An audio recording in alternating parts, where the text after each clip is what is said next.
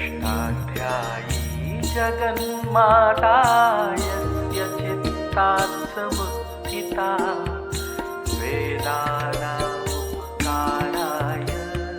तस्मै पाणिनये नमः।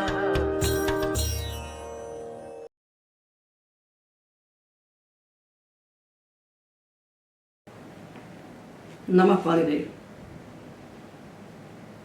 हम लोग पौष्पी प्रक्रिया के अनुसार पदांत में सारे हलों को रखकर उनके स्थान पर होने वाले संधि कार्यों का विचार कर रहे हैं।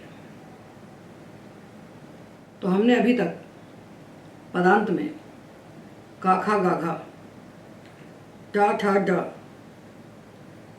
पाफा बाभा मा,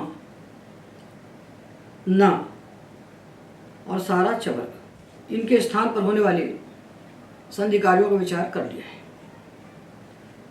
अब हमें करना है तवर्ग और ऊष्म। इनका विचार करने से सारे 31 व्यंजनों का विचार हो जाएगा कि पदांत में आने वाले इन हलों के स्थान पर किस प्रकार से आदेश होते हैं। तो पहले हम तवर्ग की बात करें और बाद में ऊष्म की। तो तवर्ग में से नकार के विषय में तो हम विचार कर ही चुके हैं कि पदांत में आने वाले नकार के स्थान पर कुछ नहीं होता है। यथा अतंतन, ये अतंतन ही रहेगा। अमम्मन, ये अमम्मन ही रहेगा। अबाबंध में धकार का संयोगांत लोप करने के बाद जो अबाबन बनेगा ये ऐसा ही रहेगा। तो पदांत में रहने वाले नकार को तो कुछ होता नहीं। तो पदांत में रहने वाले ताथा दाधा के स्थान पर होने वाले आदेशों का हम विचार करते हैं। इनको अलग से इसलिए करना है कि यहाँ जष्ट होने के बाद दश्य की पुनः प्राप्ति हो जाती है। तो देखिए, हम तवर्गीयांत 4 धातुओं को दिखा रहे हैं जिनके अंत में ताथा दाधा है। ये चत धातु है, इससे बना चाचत और लंग लकार में अडागम करके बना अचाचत। मथ से अमा मथ, गद से अजा गद और रध से अरा रध। ये चारों धातु हैं, इनके अंत में ताथा दाधा है। अब इसके बाद हमने प्रत्यय रखा लंग लकार का तिप। इतश्च से कार का लोप होकर ये बचा ता। इस ता का हमने हल ज्ञाभ्यो दीर्घात श्रुते से प्रिक्तम हल सूत्र से लोप कर दिया। लोप कर दिया तो ये ताथा दाधा जो हैं ये पदांत हो गए। ये तिङंत पद बन गए तो ये पदांत हो गए। और ये झल प्रत्याहार के भीतर आते हैं। ये जो पदांत झल है ताथा दाधा, इनके स्थान पर जश आदेश होता है झलाम जशोंते सूत्र से। पदांत झल के स्थान पर जश होता है तो इनको जश आदेश हो गया। जश का अर्थ होता है अपने वर्ग का तृतीय व्यंजन, तो ये बन गए दा। ये सब के सब दा बन गए। और वावस आने से विकल्प से चर्त करके ये पक्ष में ता बन गए। तो अचाचद अचाचत, अमामद अमामत, अजागद अजागत, अरारद अरारत। ये तिप प्रत्यय में 4 रूप बन गए। ये तो वैसे ही बने जितना अभी तक हमने जाना है। सब कार्य होने के बाद अंत में जब पद बन जाता है तो पदांत झल के स्थान पर जश होता है। अब जब हमने इन्हीं चारों धातुओं में सिप प्रत्यय लगाया मध्यम पुरुष का और इतश्च से उसके कार का लोप किया तो ये भी अपृक्त हो गया। और हल ज्ञाभ्यो दीर्घात श्रुते से प्रिक्तम हल सूत्र से इसका हमने लोप कर दिया। जब लोप कर दिया तो ये पद बन गए और इन सारे पदांत ताथा दाधा को हमने झलाम जशोंते से दा बनाया। दा बनाया और पक्ष में हमने इसको वावस आने से ता भी बनाया, पर ये ता बाद में बनाई। जब ये दा बन गया, जब ये दा बन गया तो ये पदांत दकार हो गया। तो ये जो दकार बना ये पदांत तो है किंतु धातु रूप पदांत है। ये धातु का दकार है। तो धातु का पदांत दकार यदि होता है तो उसके लिए सूत्र है दश्च। और ये सूत्र का सिप परे होने पर लगता है, तिप परे होने पर नहीं लगता, इस बात को ध्यान रखिए। इसलिए तिप में उसको हमने नहीं बताया। सिप परे होने पर धातु के पदांत दकार के स्थान पर विकल्प से रू आदेश होता है। ये विकल्प से होता है। रू हो गया, रू में ऊ की संज्ञा की तो बचा रा। अभी पदांत दा था तो पदांत रा हो गया, और पदांत रा को खरम सानी और विसर्जनीय सूत्र से विसर्ग हो गया, तो बन गया अचा चह, अमा मह, अजा गह, अरा रह। जब इनको हमने झलाम जशवंत से दकार किया तो ये बने अचाचद, अमामद, अजागद, अरारद, दकार हुआ।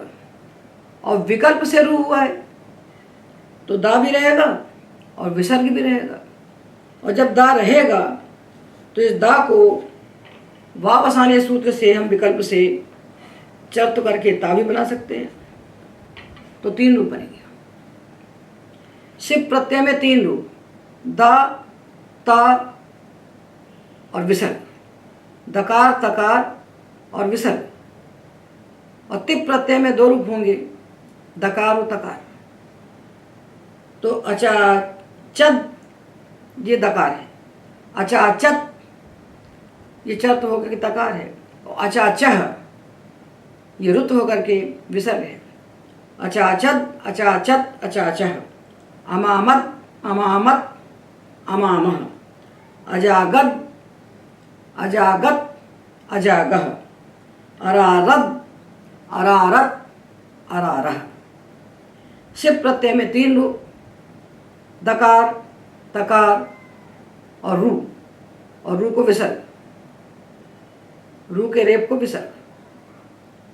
और तिप प्रत्यय में 2 रूप, जष्ट होकर के दकार और विकल्प से चर्त होकर के तकार। ये हमने तवर्ग के बारे में पदांत में जो विशेष कार्य है दश्च, उसका विचार कर लिया। किंतु हमें देखना पड़ेगा कि जो धकारांत धातु है, धकार जो है वो चतुर्थ व्यंजन है झष। यदि धकारांत धातु है और उसका आदि का व्यंजन बश है, ब, गा या द है, तब हमें एकाचो बशो भश का स्मरण रखना पड़ेगा। तो देखिए धातु है गृध, और इसको हमने यंगलुगंत बनाया तो बना जरगृध, और गुण किया हमने पित प्रत्यय परे होने पर तो बना जरगर्ध, अजागम किया तो अजरगर्ध। इसके बाद जो हमारे पास प्रत्यय आया ता अपृक्त, इसका हमने लोप कर दिया, हलियादि लोप। तो ये जो जरगर्ध था अजरगर्ध, ये बन गया पद, ये तिङंत पद बन गया। और कैसा तिङंत पद बना है कि इसके अंत में तो धा है। ये हम बार बार बताते हैं कि जब भी धातु के अंत में झष दिखे, झा भा घा झा धा चतुर्थ व्यंजन, तो हमें बहुत सावधानी से देखना चाहिए कि उसके पहले वाला वर्ण कहीं बश तो नहीं है, बा गा दा तो नहीं है। यदि है तो एकाचो बशो भश करनी पड़े। तो जब इस झष को हमने देखा तो तत्काल हमने देखा कि इसके पहले वाला बश तो नहीं है, तो हमको गा मिल गया। तो गा तो बश है, अपने वर्ग का तृतीय है, और ये पदांत भी हो गया। तो धातु का अवयव जो एकाच झषंत बश, उसके स्थान पर भश होता है। से ध्वे पदांते, सकार परे होने पर, ध्वा परे होने पर पदांत में। तो ये बन गया अजर घर्ध। इस धकार का लोप नहीं होगा संयोगांत होने के बाद भी, क्योंकि रेप के बाद आया है, और रेप के बाद राजस्य से सकार का ही लोप होता है, दूसरे का नहीं होता। तो अजर घर्ध बन गया। और इस धकार को हमने झलाम जशवंते से जष्ट करके दा बनाया, और वापस आने से चर्त करके ता बनाया। तो एक बार अजर घर्ध और एक बार अजर घर्त, ये 2 प्रयोग बन गए तिप परे होने पर। ये ता परे होने पर तो 2 बने, किंतु जब इससे प्रत्यय का सा परे होगा तो ये तो होगा गुण हो गया। सिप का पहले हलियादि लोप कर दिया, फिर हमने एकाचो बशो भश से गा को घा बना दिया, और झलाम जशवंते से धा को दा बना दिया। और इस दा के बाद जब इस सिप है, सिप, तब सूत्र आएगा दश्च। सिपि धातु रुर्वा से वो सिपि और रुर की अनुवृत्ति लेता है, वा की भी लेता है। सिपि धातु रुर्वा पूरी की अनुवृत्ति ले लेता है। तो सिप परे होने पर जो दकारांत धातु, उसके दकार के स्थान पर विकल्प से रू हो जाता है। तो इस दा को हो गया रू, ये पक्ष में होगा विकल्प से। एक बात तो दा होता रहेंगे, वो तो बन गए। तो इस दा को रू हो गया।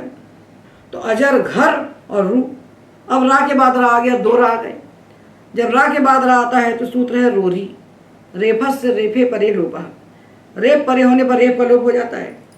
तो ये रा परे देखकर इस पहले वाले रा का लोप हो गया।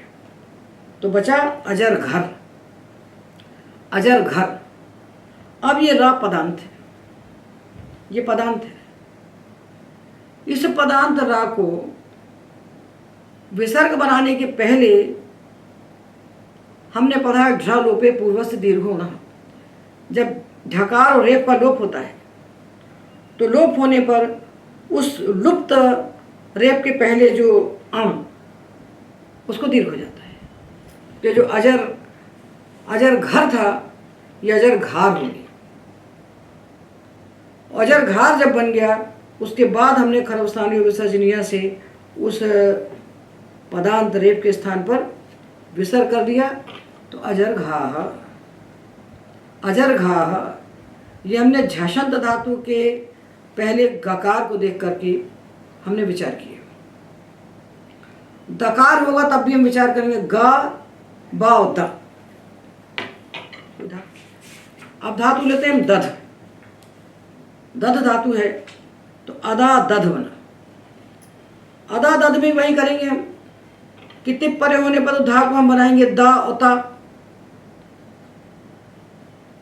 तो जब अदा दध लेते हैं तो यहाँ भी देखिए ये जो धा है ये झष है और आदि का अक्षर जो दा है ये बश है। तो ये है झषंत बश।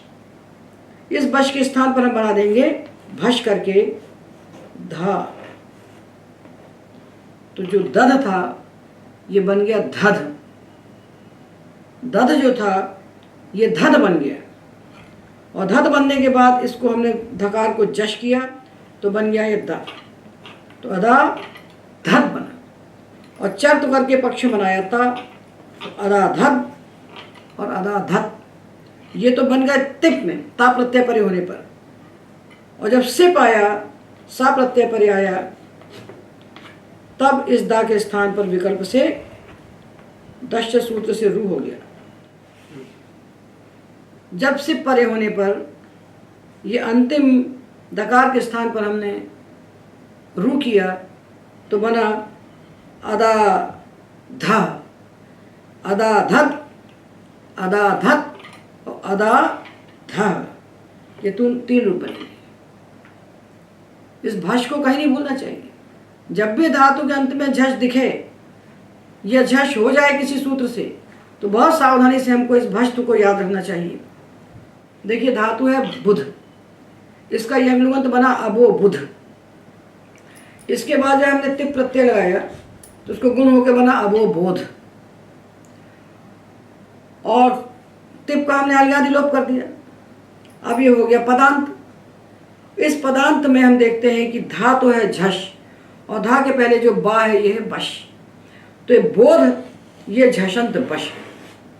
इसके बश के स्थान पर भश हो गया तो बा के स्थान पर भा बन गया तो बन गया अबो बोध।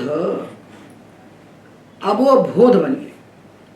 अब इस धकार को झलाम जशोंते से हमने जश करके दा बना दिया, जश करके दा बना दिया और पक्ष में चर्तु करके ता बना दिया। ये तिप परे होने पर, तिप परे होने पर दा बनेगा और ता बनेगा।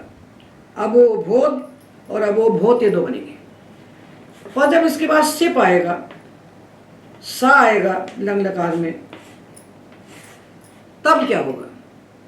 तब दश्च सूत्र आएगा और विकल्प से कहेगा इस दा के स्थान पर हम रू बना देते हैं।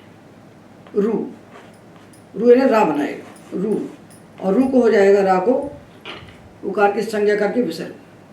तो सिप परे होने पर अबो भोद और अबो भोत और अबो भोहो ये तीन बनेंगे। तो बकार में हमने बनाया अबो भोहो और गकार में बनाया हमने अजरघाह, अजरघाह बनाया गृध से। और दकार में हमने बनाया दध धातु से अदाधः,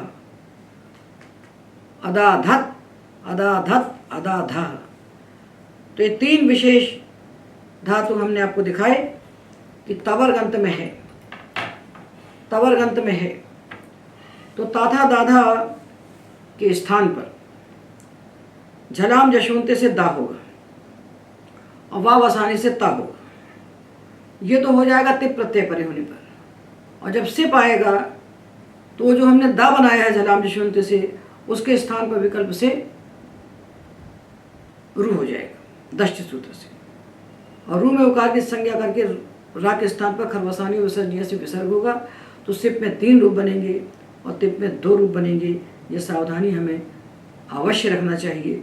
जब भी धातु के अंत में झष दिखता है या हो जाता है किसी सूत्र के द्वारा, तो हमें सावधान होकर देखना चाहिए कि उस झष के पहले धातु के आदि में बश तो नहीं है। यदि बश है तो हमें एक आचो बशो भश सूत्र से भश अवश्य करना चाहिए, अवश्य स्मर्तव्य है ये भश। तो अब हम पदांत में रहने वाले तालव्य शकार का विचार करते हैं।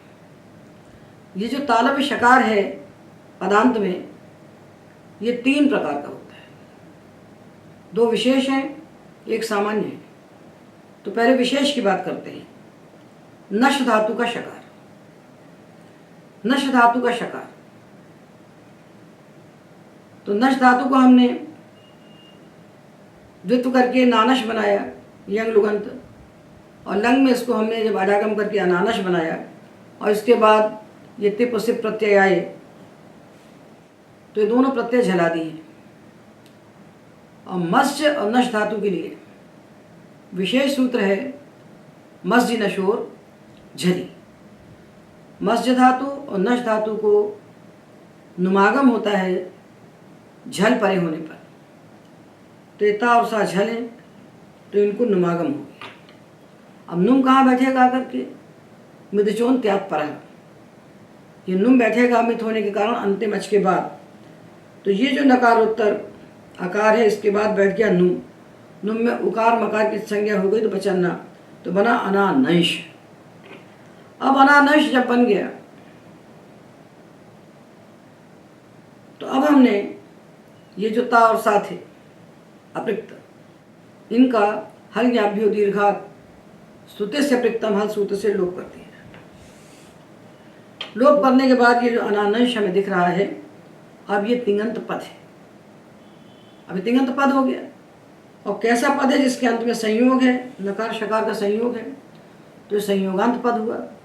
तो इसका हमने संयोगांत से लोपा सूत्र से शकार का लोप कर दिया, तो बच गया अनानन। और पदांत नकार को कुछ नहीं होता है तो अनानन। तो तिप में भी यही रूप बनेगा अनानन, और सिप में भी यही रूप बनेगा अनानन। ये नश धातु के शकार के विषय में हमने विचार किया कि इसको पदांत में हम क्या करेंगे। तो वस्तुतः ये कार्य पदांत का नहीं है। पदांत का कार्य तो संयोगांत से लोपा है। ये जो हमने नुमागम किया ये है झल परे होने पर होने वाला कार्य। तो ता परे होने पर भी होगा, सा परे होने पर भी होगा, और इनका लोप होने के बाद संयोगांत लोप हो जाएगा। तो ये संयोगांत से लोपा जो है ये पदांत कार्य है, और नुमागम जो है ये झल परे होने पर होने वाला कार्य है। ये नश की बात होगी। अब हम तालव्य शकारांत धातुओं में से उन धातुओं का विचार करते हैं जो धातु पिन प्रत्यय धातु है। पिन प्रत्यय धातुओं का हम विचार कर चुके हैं कि पिन प्रत्यय वे धातु होते हैं जिनसे अष्टाध्यायी के 3 अध्याय के 2 पाद में 58, 59, 60 सूत्रों के द्वारा पिन प्रत्यय लगाया गया है। स्पृशो नुदके पिन, ऋत्विक दधिक स्रग दिग उष्णित अंचु युजिक कृंचांच। ये धातु हो गए 8, स्पृश हो गया 9, और त्यदादिशु दृशो नालोचने कैच। ये 10 धातुओं का विचार हम कर चुके हैं। और इनको हमेशा हमें पदांत में स्मरण रखना चाहिए, क्योंकि पदांत में इन क्विन प्रत्यय धातुओं के लिए विशेष सूत्र बना हुआ है क्विन प्रत्यय से कुहु, जो कुत्व करता है इनको पदांत में। तो ये क्विन प्रत्यय धातु हैं 10, और इन 10 धातुओं में 3 धातु हैं शकारांत, जिनके अंत में तालव्य शकार है। स्पृश, दिश और दृश्य। स्पृश, दिश और दृश्य। दृश्य धातु को हमने प्रत्यय इनके आगे बैठे हैं लंग लकार के ता और सा, ये प्रत्यय बैठे हैं। दृश्य धातु को सृज दृशो झल निमकिति सूत्र से, ये सूत्र है 6-1-58, इससे झलादि अकित प्रत्यय परे होने पर अम का आगम होता है। तो अम आगम हुआ तो दृश्य का बन गया दृश्य। ये धातु दृश्य था, दृश्य, इसके बाद अम हो गया, तो री के बाद आ आया तो इको गणची से यम के दृश्य बन गया। इसी प्रकार जो स्पृश धातु था, इसको भी अमागम हुआ तो स्पृश बन गया। दृश्य धातु को और सृज को नित्य अमागम होता है झलादि अकित प्रत्यय परे होने पर, सृज दृशो झल्यमकित सूत्र से, और स्पृश धातु को विकल्प से अमागम होता है अनुदात्तस्य चर्दुपधस्य अन्यतरस्याम सूत्र से। ये सूत्र 6-1-59 है। ये 6 धातुओं को विकल्प से अमागम करता है। स्त्रिप, त्रिप, द्रिप और स्पृश, कृश, मृष 6 धातुओं करता है। तो स्पृश धातु इसने विकल्प से अमागम किया। विकल्प से करे अथवा नित्य करे, संधि तो शकार के स्थान पर वही होगी जो हम बता रहे हैं। तो ये बन गया स्पृश। अब हमने तकार सकार का, अपृक्त तकार सकार का हल्यादि लोप कर दिया। जब इनका लोप हो गया तो ये जो शाह हैं ये बन गए पदांत शकार, ये तिङन्त पद बन गए। और पदांत शकार के लिए हमने सूत्र पढ़ा है भ्रश्च, भ्रस्य, स्त्रिज, मृज, यज, राज, भ्राज, छशाम, शह। झट परे होने पर और पदांत में इस तालव्य शकार के स्थान पर मूर्धन्य शकार आदेश होता है, तो इनको हो गया मूर्धन्य शा। सारे शकार को मूर्धन्य शा हो गया। अब सारे शाह जो तालव्य थे मूर्धन्य हो गए भ्रश्य भ्रज सूत्र से। अभी बन गया। जब सब बन जाता है तो सूत्र आता है झलाम जशवंते। वो देखता है कि अंत में यदि झल बचा है तो उसको हम जश कर देंगे। तो उसने इस मूर्धन्य शकार के स्थान पर जश करके बना दिया ड। इन सबको जश करके बना दिया ड। तो बाकी धातुओं में तो हम जश्त होने के बाद, झलाम जशवंते से जश्त होने के बाद जिस झल के स्थान पर झलाम जशवंते जश करता है उस जश्त भूत हल के स्थान पर वावसानी विकल्प से चर कर देता है। पर ये 10 जो क्विन प्रत्यय धातु हैं ये इसलिए विशेष हैं कि इनमें झलाम जशवंते से जश्त होने के बाद जो बनता है जश्त भूत उसके स्थान पर पदांत में क्विन प्रत्यय से कुसूत्र से कवर्ग आदेश हो जाता है। तो जो डा था इसके स्थान पर क्विन प्रत्यय से कुसूत्र जो वहीं 8-2 में आता है झलाम जशवंते के बाद, उससे इस डकार के स्थान पर कवर्ग आदेश हुआ। तो डकार है टाठा ड, अपने वर्ग का तृतीय है, उसके स्थान पर कवर्ग का तृतीय व्यंजन का खा ग हो जाएगा। अब देखिए, अब परिस्पृश था, इस तालव्य शकार को भ्रश्य भ्रश्य से मूर्धन्य शकार हुआ, उस मूर्धन्य शकार को झलाम जशवंते से डकार हुआ और डकार को क्विन प्रत्यय से कुसूत्र से गकार हुआ। जब गकार हो गया तो अब कुछ प्राप्त नहीं है, तो वावसाने सूत्र से इस गकार के स्थान पर विकल्प से ककार हो जाएगा क। तो श, ड, ग, क ये क्रम है। तालव्य शा के स्थान पर मूर्धन्य श, उसके स्थान पर ड, ड के स्थान पर ग और ग के स्थान पर विकल्प से क। तो इनमें क्या बचेगा? अंत में एक बार गा सुनाई पड़ेगा हमें और एक बार का। अपरिस्प्रम, अपरिस्प्रक, अदे देग, अदे देग, अदे देग, अदरी द्रग, अदरी द्रक। गकार और ककार अंत में इसमें बचेंगे। तो क्या क्रम हुआ? श, ड, ग, क, षड्गकाः। ये क्रम है उन धातुओं के लिए जो पिन प्रत्यय धातु हैं और शकारांत है। ये हमने पिन प्रत्यय शकारांत धातुओं का पदांत में विचार किया। तो नश धातु का विचार किया और पिन प्रत्यय तीन धातुओं का विचार किया।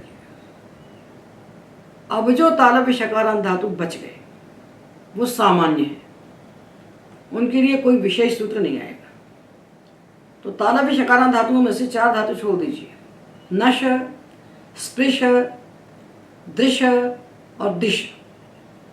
अब जो धातु बचे जिनके अंत में तालव्य शकार है, इस शकार को पदांत में और झल परे होने पर मूर्धन्य शकार होता है।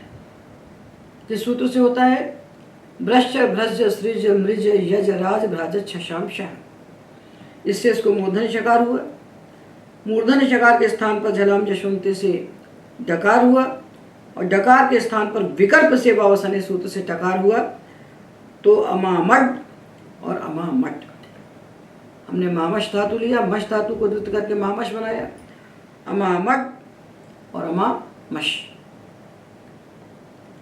अमामड और अमामच। ये बचे हुए सारे शकार के लिए हुआ। तो शकारांत धातुओं के तीन हिस्से करके तीन वर्गों में इनका विचार करना चाहिए। दो वर्ग विशेष हैं और ये सामान्य है। ये हमने पदांत में तालव्य शकार का विचार कर लिया। अब हम पदांत में रहने वाले मूर्धन्य शकार का विचार करते हैं। जिन धातुओं के अंत में मूर्धन्य शकार है उन धातुओं के पदांत में दो वर्ग बनाना चाहिए। तो एक वर्ग में तो आएगा धातु धृष। धृष इसलिए आएगा क्योंकि हमने ऋत्विक दधिक सूत्र जो पढ़ा है उसमें दधिक बना है धृष धातु से। तो ये धृष धातु पिन प्रत्यय धातु है और पिन प्रत्यय धातुओं के लिए पिन प्रत्यय से कु सूत्र से होने वाला कुत्व विशेष कार्य है। तो धातु लिया धृष, इसको हमने यंगलुगंत बनाया दरी धृष और प्रत्यय लगाया तिप सिप। तो विधा को गुण होकर के बन गया दरी धर्ष। तो ये देखिए अदरी धर्ष और प्रत्यय आए लंग लकार में ता और सा। ता सा आएंगे तभी हम पदांत दिखा पाएंगे। जब इनका लोप हो जाएगा तभी तो शकार हमको पदांत में दिखेगा। और तिप सिप लगा देंगे और प्रत्यय बैठे रहेंगे तो पदांत का उदाहरण कैसे बनेगा?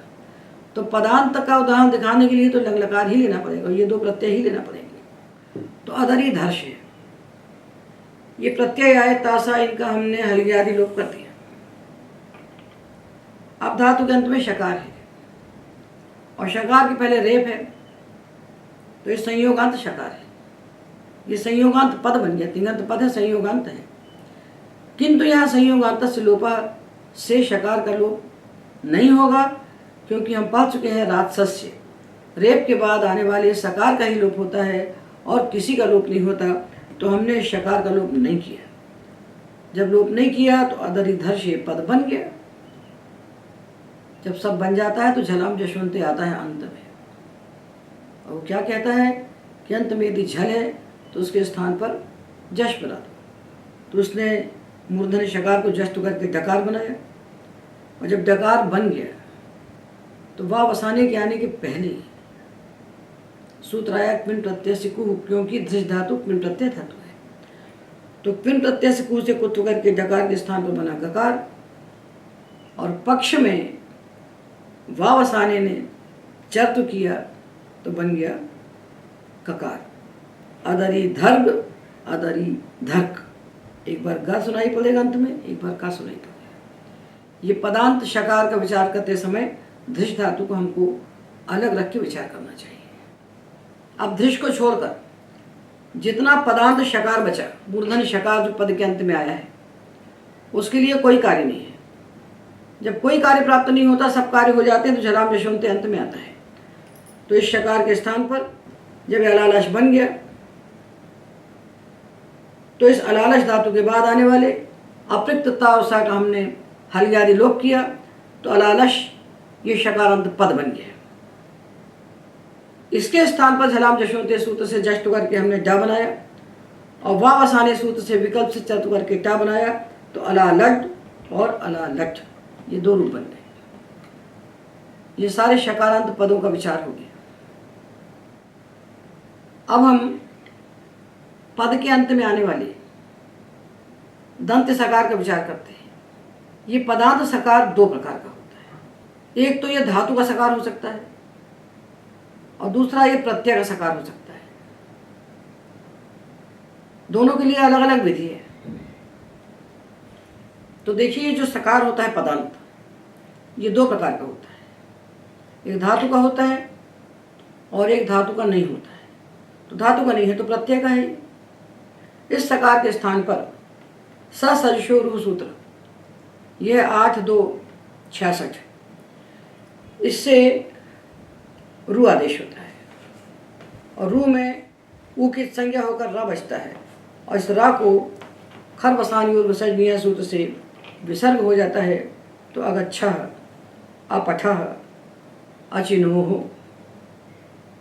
अक्रीणाः। अब हम धातु सकार की बात करते हैं, धातु के पदांत सकार की। और ये ध्यान रखें कि हम जिन संधि कार्यों का विचार कर रहे हैं, ये धात्वधिकारी प्रक्रिया की संधि का विचार कर रहे हैं। धातु से प्रत्यय लगकर होने वाली जो प्रक्रिया, उसका विचार कर रहे हैं। सुबंत प्रक्रिया का विचार नहीं कर रहे हैं। इसलिए यहाँ हम अत्वसंत से चार धातुओं से होने वाले अस का विचार नहीं कर रहे हैं, उसकी बात अलग करेंगे। अभी धातु से प्रत्यय लगने पर हम देखते हैं कि जो सकार हमें मिलता है दो प्रकार का होता है पदांत में। एक होता है धातु का सकार और एक होता है प्रत्यय का सकार। तो प्रत्यय के सकार को तो हम सशु रू से रू आदेश करते हैं, रू के स्थान पर विसर्ग कर देते हैं। और धातु का जो सकार है, इसको क्या करेंगे? तो देखिए, धातु के चकास और लंग लकार में अदागम करके बनाइए अचकास, और उसके बाद ये ता जो था, इसका हमने हलग्यारी लोप कर दिया, तो अचकास ये पद बन गया। ये सकार अब पदांत है, पदांत है और धातु का है। तो ऐसा सकार जो पदांत हो और धातु का हो, उसको तिप प्रत्यय परे होने पर, तिप प्रत्यय परे होने पर क्या होता है? तिप्यनस्ते है। ये सूत्र है 8-2-73, 8-2-73 सूत्र है, सशु रू के बाद है। तो उसका अपवाद हो गया, वो पदांत सकार को रू करने के लिए कह रहा है। तो ये अचकास जो बचा तिपकारी आदि लोप करने के बाद, तो ये भी तो पदांत सकार है। तो ये ऋत्व का अपवाद होकर के आता है, और ये कहता है कि धातु का सकार हो और पदांत हो, तो धातु के उस पदांत सकार के स्थान पर दकार आदेश होता है। ये कब होता है? तिप परे होने पर। तो इसके स्थान पर हो गया द। ये तिप परे होने पर होगा, तिप परे होने पर, अन्यत्र नहीं है।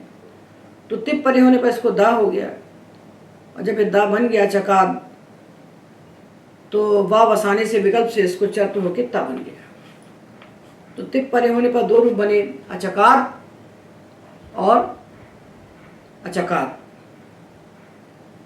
किंतु सिप परे होने पर तीन रूप बनते हैं। उसी तिप्यनस्ते के बाद सूत्र आता है अगला सूत्र 8-2-74। ये कहता है कि धातु का जो पदांत सकार हो, धातु रूप पद हो, तो धातु के उस पदांत सकार के स्थान पर विकल्प से रू आदेश होता है सिप परे होने पर। तो ये प्रत्यय सिप है, इतश्च से हमने कार का लोप किया है, तो इसके स्थान पर विकल्प से रू आदेश करता है, सिप धातु रूर्वा। तो विकल्प से करता है, तो जब रू आदेश नहीं करेगा तब ये दकार भी होगा और तकार भी होगा। तो जब रू आदेश नहीं करेगा तो दकार बनेगा, तो इसको हुआ दकार, और रू आदेश करके हो गया रू। रू में किस संज्ञा की तो बन गया रेप का विसर्ग, तो एक बार दा बना, एक बार रू बना, और इस दा को वा बसाने से विकल्प से चर्त करके ता बना। तो सिप प्रत्यय में 3 रूप बने, अचकात, अचकात, अचकाह, और तिप में 2 रूप बने, अचकात और अचकात।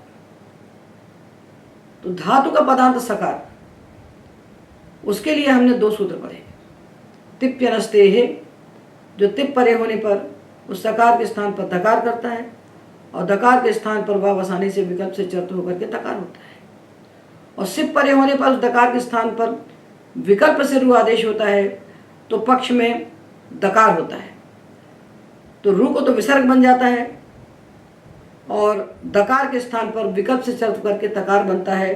तो यहाँ पर 3 रूप बनते हैं, अचकात, अचकात, अचकाह, और यहाँ तिप में 2 रूप बनते हैं, अचकात, अचकात। ये हमने पदांत में रहने वाले सकार का विचार कर लिया, प्रत्यय के सकार का और धातु के सकार का।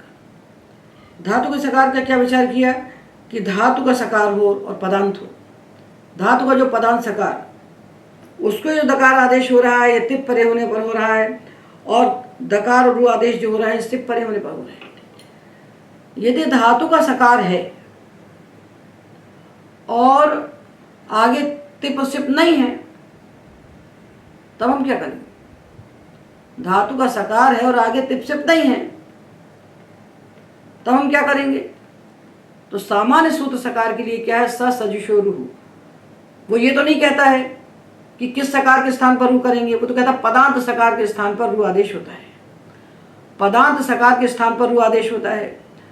तो धातु का सकार है और तिप से परे नहीं है, तब देखिए पिंडम ग्रसते इति पिंड ग्रस, ये प्रातिपदिक बना हुआ है। ये धातु रूप प्रातिपदिक है, क्योंकि पिबंता विजंता धातुत्व न जाती। पिबंत जो प्रातिपदिक है उनमें धातुत्व बना रहता है, तो पिंड ग्रस है। इससे प्रथमा एक वचन में हमने सु प्रत्यय लगाया, सु जो उसमें से सु लगाया। उकार की संज्ञा की बचा सा, इसका भी हल ज्ञाप्यो दीर्घात सुति से प्रतम हल सूत्र से लोप हो गया। और जब इसका लोप हो गया तो ये जो पिंडक ग्रस बचा, ये सकारांत पद है, ये सुबंत पद है। अचकाश जो बचा था वो तिंगंत पद था, ये सुबंत पद है। और उस सकार के स्थान पर, अचकाश के सकार के स्थान पर जो हमने दकार किया था वो तिप परे होने पर किया था, तो यहाँ तो तिप परे नहीं है। तो सामान्य सूत्र जो है स शो रूह, उसको कर देगा रू, और इसको हो जाएगा विसर्ग। तो पिंडं ग्रसते इति पिंड ग्रह। तो सजुषो रूह सूत्र सामान्य सूत्र है जो पदांत सकार के स्थान पर रुत्व करता है। वो ये नहीं कहता कि धातु का सकार हो, कि प्रत्यय का सकार हो, या प्रातिपदिक का सकार हो, वो कुछ नहीं देखता। उस सकार के स्थान पर पदांत चाहिए, उसको केवल पदांत चाहिए। पदांत सकार के स्थान पर रू करता है, तो इस पदांत सकार के स्थान पर रू हो जाएगा। ये धातु रूप सकार है तो भी हो जाएगा, क्योंकि इसके बाद तिप सिप नहीं है। ये हमने पदांत सकार की बात कर ली। पदांत सकार के स्थान पर होने वाली संधि इतनी ही है। अब हम पद के अंत में आने वाले हकार के स्थान पर होने वाले संधि कार्य का यदि विचार कर लेते हैं, तो समझिए कि हमने पद के अंत में रखकर सारे हलों का विचार कर लिया और पदांत विषयक संधि कार्य पूरे हो गए। तो हकार के लिए भगवान पाणिनि ने अष्टाध्यायी में अष्टम अध्याय के द्वितीय पाद में हल संधि के सूत्र वही हैं, ये जानिए। अष्टम अध्याय के द्वितीय पाद में 8:2:31 से लेकर के 8:2:35 तक ये सूत्र हैं। होढा दादेव धातोर घः वा द्रुह मुह श्नुह श्लिहाम नहोधः और आहस्थः। ये 5 सूत्र एक साथ पाणिनि ने हकार विषयक रख दिए हैं, तो इनको हमें एक साथ पढ़ना चाहिए। पाणिनि के प्रकरणों का भंग नहीं करना चाहिए। प्रकरण ही वस्तुतः अष्टाध्यायी के प्राणभूत तत्व हैं। अधिकार, प्रकरण और अनुवृत्ति, ये तीन को संभाल करके हमें अष्टाध्यायी पढ़ना चाहिए। प्रक्रिया ग्रंथों ने इनका उच्छेद कर दिया, अपने प्रयोग को सिद्ध करने के लिए कहीं से भी सूत्र को उठा लिया तो अपने प्रकरण से टूट के अलग हो गया। अलग हो गया तो बेचारा हो गया, वो उसके पास उसके जीवन की शक्ति समाप्त हो गई। वो अपने अर्थ को ही नहीं कर सकता, क्योंकि अर्थ बनते हैं अधिकार से, अनुवृत्ति से। अधिकार भी टूट गया, अनुवृत्ति भी टूट गई। इसलिए हम आपको प्रकरणबद्ध करते हुए अष्टाध्यायी के सूत्रों के प्रयोग करने की विधि बता रहे हैं। तो इन पांचों सूत्रों में सामान्य सूत्र है होझा, जो कहता है पदांत हकार के स्थान पर ढकार होता है। वस्तुतः सूत्र का अर्थ है हकार के स्थान पर ढकार होता है झली पदांते, झल परे होने पर और पदांत में। तो हम पदार्थ विषयक विचार कर रहे हैं, किंतु किसी भी सामान्य सूत्र का विचार करते समय या विचार करने के पहले उसके अपवादों का विचार कर लेना चाहिए। तो इसके अपवाद बैठे हैं इसके नीचे, तो हम पहले अपवाद से विचार आरंभ करते हैं। तो सूत्र है नहोधा। न धातु के हकार के स्थान पर धकार आदेश होता है झल परे होने पर और पदांत में। तो धातु हमने लिया न और यंगलुवंत बनाया नाना, और लंग लकार में अजागम करके बनाया अनानह। इसमें प्रत्यय लगाए हमने ता और सा लंग लकार में अपृक्त, इनका हमने हल्ग्यादि लोप कर दिया। अब इस हा के स्थान पर हमने नहोधा सूत्र से धा बनाया, और धा जब बन गया, पूरा कार्य हो गया, तब झलाम जशवंते का कार्य आरंभ हुआ। उसने कहा कि अभी पदांत धकार जो है झल है, इसको हम जश करके दा बना देते हैं, तो बन गया अनानद। और वावसाने ने विकल्प से चतुर्थ करके इसको बना दिया था, तो अनानद और अनानत, ये दो रूप निष्पन्न हो गए न धातु के हकार से। ये होझा का अपवाद है। अब होझा का दूसरा अपवाद लेते हैं, दादेर धातोर घ। अब धातु को देखिए, ऐसा धातु होना चाहिए जिसके अंत में तो हा हो हकार और आदि में दकार हो। ऐसे धातु जिनके अंत में हा और आदि में द, अर्थात दकार आदि हकारांत धातु। दकार आदि हकारांत जो धातु हैं, इनके हकार को होझा नहीं होता, इनके हकार के स्थान पर ढकार नहीं होता, अपितु दकार आदि हकारांत धातुओं के हकार के स्थान पर दादेर धातु और घ सूत्र से घ हो जाता है। तो धातु था दुह, दुह, दुह, तो हा अंत में है और दा आदि में है, तो दकार आदि हकारांत है, तो दुह धातु है। इसके आगे हमने प्रत्यय रखे ता और सा लंग लकार में तिप सिप, और प्रत्यय पित्त है तो हमने दू को गुण करके दोह बना दिया, तो दकार आदि भी है और हकारांत भी है। ये आदि में दा है, अंत में हा है। ये ऐसे हा के स्थान पर जो दकार आदि हकारांत धातु का हकार है, इसके स्थान पर दादे धातु और घ से हमने बना दिया घ, तो बन गया अदोघ। अब जब अदोघ बन गया तो संधि के विषय में बहुत बड़ी सावधानी जो हम सदा बताते हैं, आरंभ से बताते आ रहे हैं, कि जब आप संधि कार्य करें और आपको धातु ऐसे मिल जाएं जिनका अंतिम अक्षर झश हो, झश यानी चतुर्थ, झाभा घाझा धा, तो एक क्षण के लिए हमें सावधान हो जाना चाहिए कि यहाँ कुछ छूट तो नहीं रहा है। दो सूत्र पाणिनि ने झषत धातुओं के लिए बनाए हैं, और वो ना चूक जाए हमसे कहीं, वो न चूक जाए। इसलिए जब अंत में झष धातु में पढ़ा गया हो, और नहीं तो हो गया हो, तो दो धातु के अंत में तो हा था, ये तो झष था नहीं, पर जहां इसको घा बना तो ये धातु झषंत हो गया। ये बहुत सावधानी की बात बता रहे हैं। जब धातु झषंत हो जाए तो एकदम सावधान हो जाइए और देखिए कि उस धातु के आदि का अक्षर बश तो नहीं है कहीं। बश यानी ब ग ड द, तो जा तो मिलता नहीं है, ऐसा जो झषंत हो मिलता नहीं है, तो ब ग द, ये तीन अक्षर ये धातु के आदि में है, ब ग द, और अंत में झष है चौथा अक्षर। तब सूत्र है एकाचो बशो भश, धातु का अवयव जो एकाद झषंत बश, उसके स्थान पर भश आदेश होता है। ये कब होता है? से, ध्वे और पदंते। सकार परे हो या ध्वा परे हो, धानी ध्वा, अथवा पदांत हो, झष पदांत में हो। तो ये सा का तो लोप हो गया, सावता का तो लोप हो गया। अब ये घा जो है पदांत है। हमको इतने हिस्से को देखना है, दो घ को देखिए। ये झषंत बश है, ये झषंत है और ये बश है। इस बश के स्थान पर हम भश कर देंगे, क्योंकि क्या परे है? कुछ नहीं परे, पदांत है। तो बश को भश करने का अर्थ क्या हुआ? तृतीय के स्थान पर चतुर्थ, उसी वर्ग का चतुर्थ व्यंजन बना दीजिए।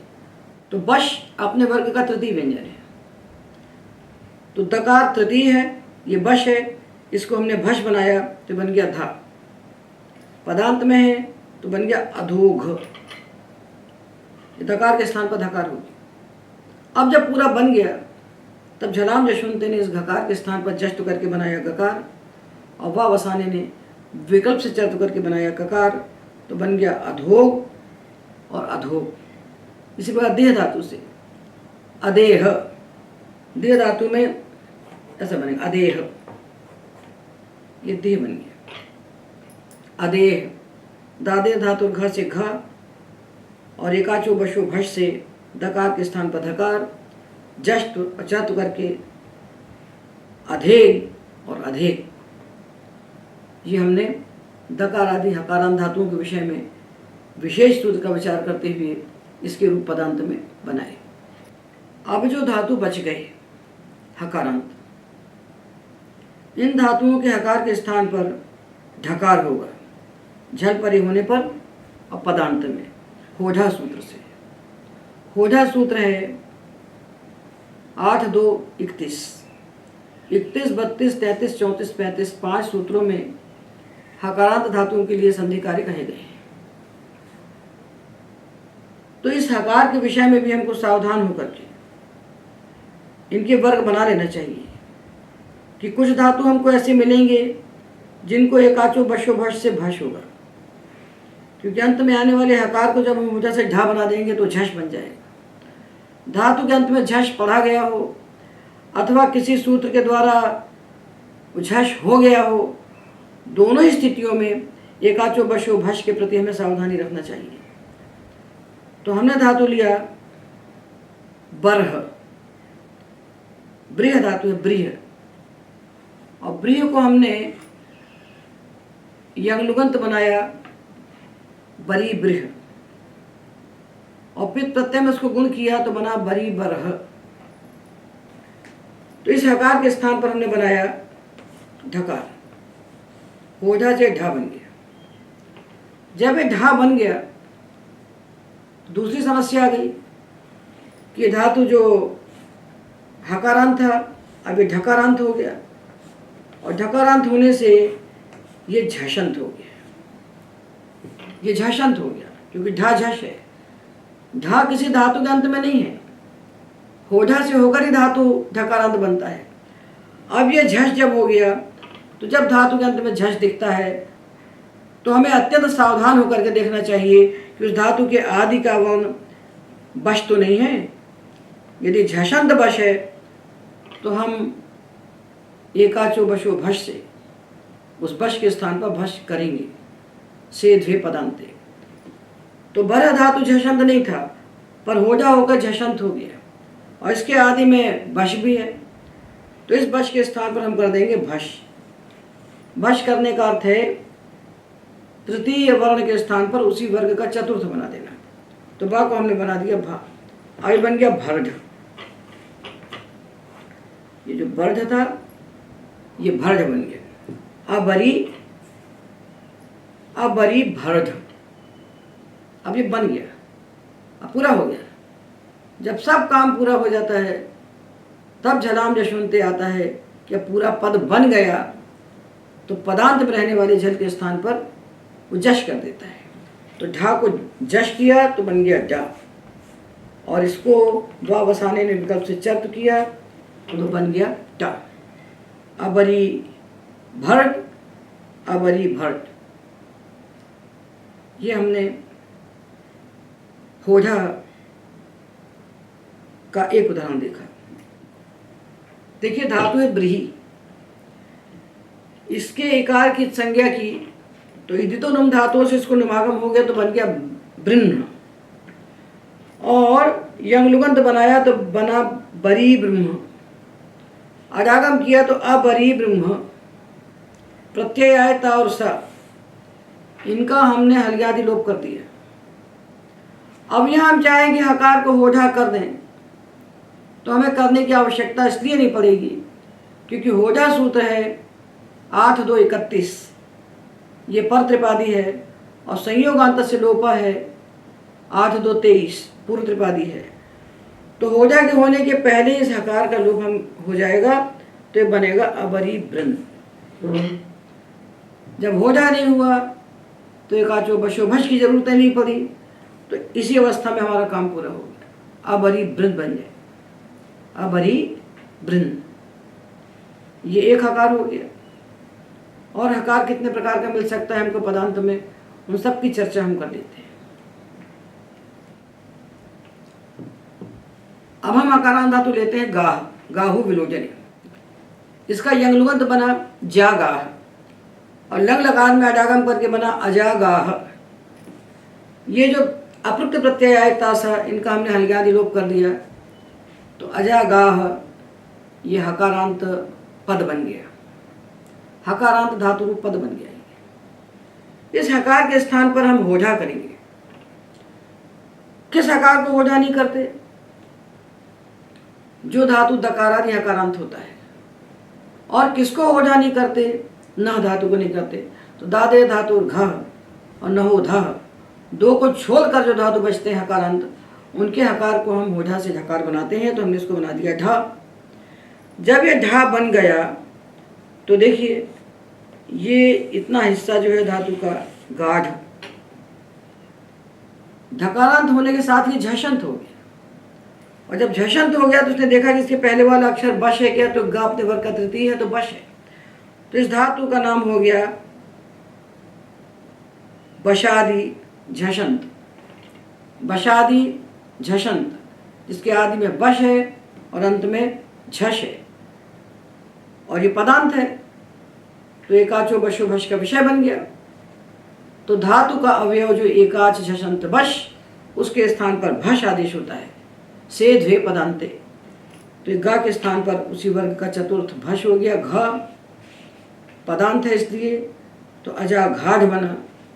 जब बन गया तो झलाम जशवंती ने ढा को जश्त करके बनाया डा, और वावसानी ने विकल्प से चतु करके बनाया टा, तो अजा घाट और अजा घाट, ये दो रूप निष्पन्न हुए।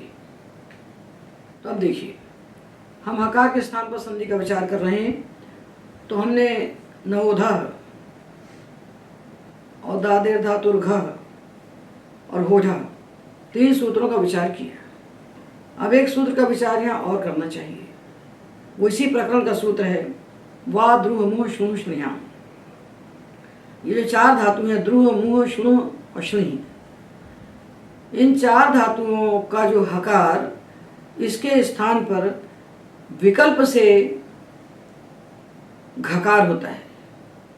कब होता है? झरी पदांत। तो विकल्प से जब घकार करता है सूत्र ये, तो जब घकार नहीं करेगा तब उस पक्ष में होजा से इनको ढकार हो जाएगा। तो इन चार धातुओं के हकार के स्थान पर घकार भी होता है और ढकार भी होता है, तो इनके दो दो रूप बनेंगे। तो इन चारों को उदाहरण हम देखते हैं। तो देखिए चार में से हम तीन धातु पहले आपको दिखाते हैं। द्रुह मुह शुणु, अदो द्रोह, अमो मोह, असो शुणोह। ये अंगलुगंत बना के इसलिए दिखा रहे हैं कि पदांत का उदाहरण और कहीं हम दिखा नहीं सकते।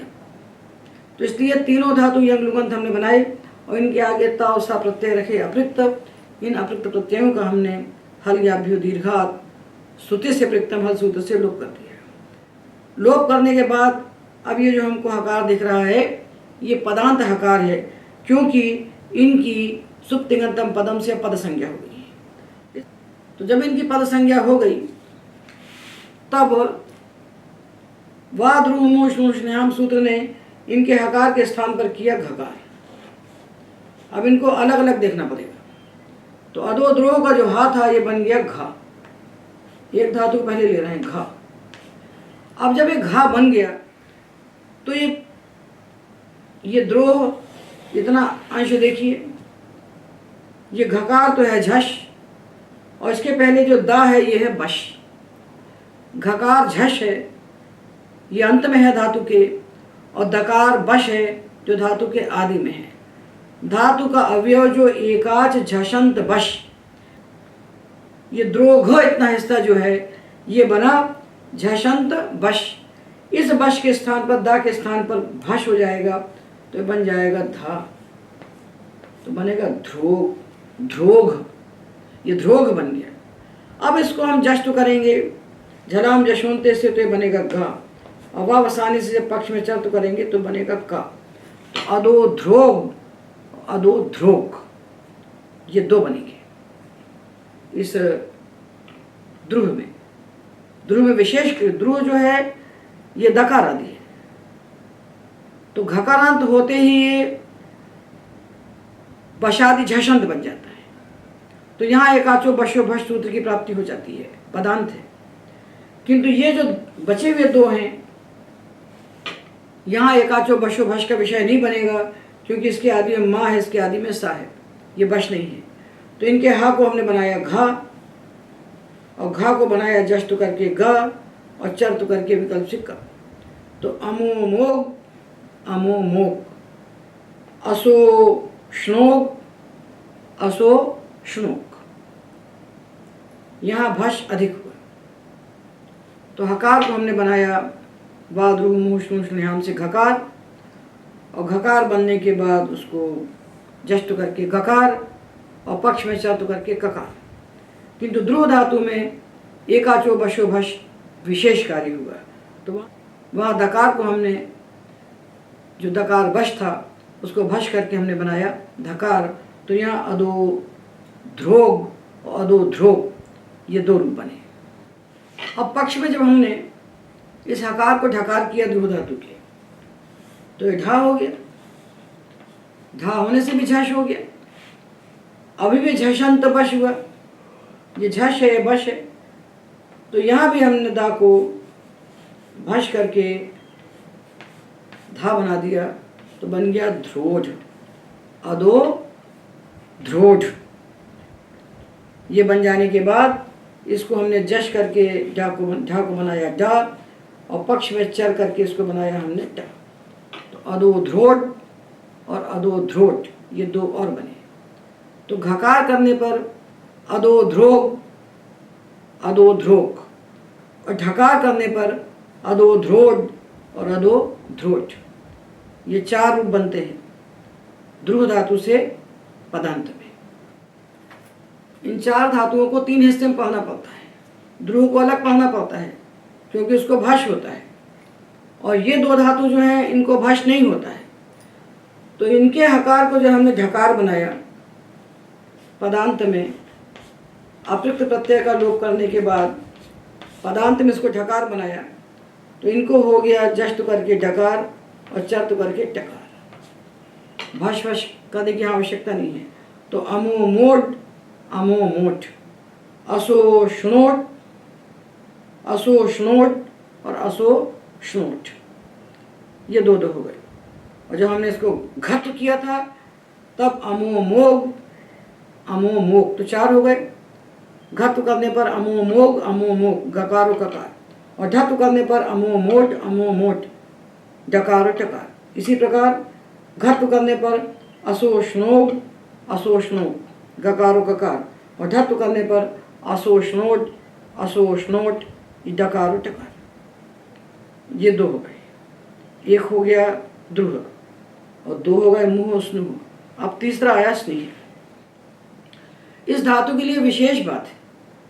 विशेष बात क्या है कि हमने क्विन प्रत्यय 10 धातु पढ़े हैं। स्पृशो नुद के क्विन से लेकर के त्यदादिशु दिशो नालोचने कई शतर सूत्रों में जो 10 धातु कहे गए हैं, जिनको हम पहले पा चुके हैं, ये स्नेह धातु उन 10 धातुओं में एक है। तो स्नेह धातु क्विन प्रत्यय धातु है। तो इसको घा बनाएंगे चाहे ढा बनाएंगे, और दोनों बना के घा बना के जब जश करेंगे तो ये बन जाएगा गा। झलाम जशोते जश करेंगे ड बन जाएगा। अब ये धातु चूंकि क्विन प्रत्यय धातु है तो झलाम जशोंते के बाद यहाँ आएगा क्विन प्रत्यय से कुह। क्विन प्रत्यय धातु को क्या कर देगा, पदांत में कुत्व कर देगा, तो ढा को कुत्व करेंगे तो गा बन जाएगा, और ये तो गा नहीं बनाया है, और चर्त करेंगे तो विकल्प पक्ष में का बन जाएगा। तो घा बनाए और चाहे ढा बनाए, ये अंत में कुत्व होकर के गा और का ही बनेंगे। तो असे श्नेग गा और का, असे श्नेग, ये गकार और ककार ही से बनेंगे। इसके दो ही रूप बनेंगे, चार नहीं बनेंगे, क्योंकि डकार हमने बनाया ढकार किया, ढकार को जस्त करके डकार बनाया, और डकार को जब किन प्रत्यय से कुहने का कुत्व करो तो टा ठा डा को का खा गा हो गया। तो घकार बनाएंगे तब भी गा और का, और ढकार बनाएंगे तब भी गा और का। तो ये विशिष्ट धातु है क्विन प्रत्यय से कुह इसको होता है, इसलिए इसके रूप हमने अलग से बताए। तो ध्रुव धातु में भष्ट अधिक है और स्नेह धातु में कुत्व अधिक है, और मुंह और स्नुह में कुछ नहीं है। अब जो पांचवा सूत्र है हकार के लिए आहस्था, ये पदांत का विषय नहीं है, ये आह के हकार के स्थान पर थकार आदेश करता है झल परे होने पर। तो इसको झल परे होने पर होने वाले कार्यों में हम दिखा चुके हैं, इसलिए पदांत हकार की बात यहीं समाप्त हो जाती है। और एता बता पद के अंत में रहने वाली पूरे 31 व्यंजनों के स्थान पर होने वाले संधि कार्यों का हमने विचार कर लिया। 31 इसलिए कि धातु के अंत में ङ और ञ हमको नहीं मिलते हैं, इनकी एक संज्ञा हो जाती है। किसी भी धातु के अंत में ये हमको दिखाई पड़ेंगे नहीं। तो 31 व्यंजनों को धातु के अंत में रख करके उनके स्थान पर होने वाले पूरे आदेशों का हमने पदांत में विचार कर लिया, और पदांत में होने वाली संधि यहाँ समाप्त हुई। एतावदेव।